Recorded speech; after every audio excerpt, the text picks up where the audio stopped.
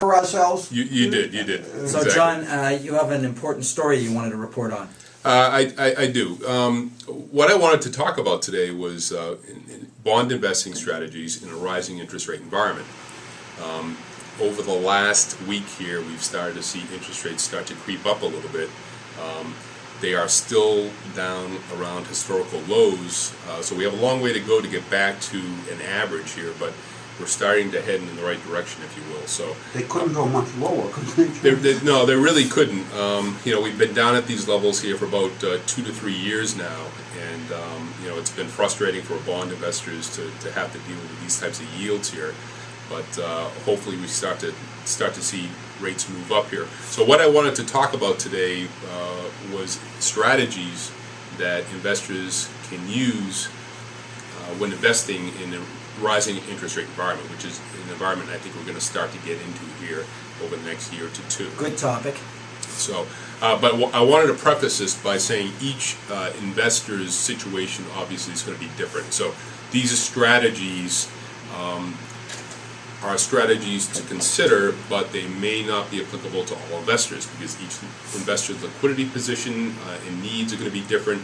Their tolerance for risk is going to be a little bit different, and their time horizon might be different. So, and they also have to keep in mind that investing in bonds, you will be subject to some price volatility based on fluctuations in the issuer and the credit quality and what's going on with interest rates. So, something to consider. You need to talk to your investment advisor before implementing any of these strategies. So with that said, I just wanted to give a little bit of background here on interest rates, where they are right now, where they've been historically. If you look at, let's say, the 10-year, which tends to be the benchmark interest rate in treasuries, over the last 30 years, the 10-year yield has averaged just under 6.5%. Not bad. That's not a bad yield. I think most people would take 6.5% right now and go most home. people, I bet, wouldn't have guessed that. Exactly.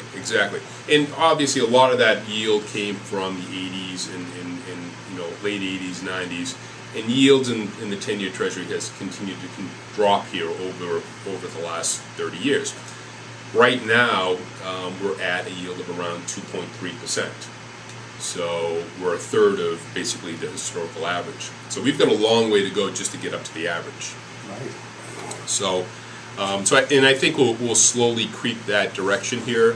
I'm not sure how quickly we'll get up to 6.5%, or even if we get there. But certainly there's some room to go here.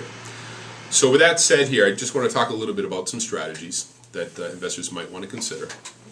The first and most obvious one would be to keep your average maturities short in your portfolio. Okay? And what would that be, John? What kind of maturity when you say short? Is that 3 years, 5 years? Yeah, in general, 3 years and in, 3 to 4 years and in, so that you're always having money rolling off each year, so that as interest rates do start to creep up, the monies that are coming due in the portfolio will be invested at the rising during a time when rates are higher. So the value of the portfolio will not be impacted as much because you have a relatively short average life. So should rates rise suddenly here, the value will drop, but it just won't drop as significantly as if you had, let's say, a 10-year or 30-year security in the portfolio.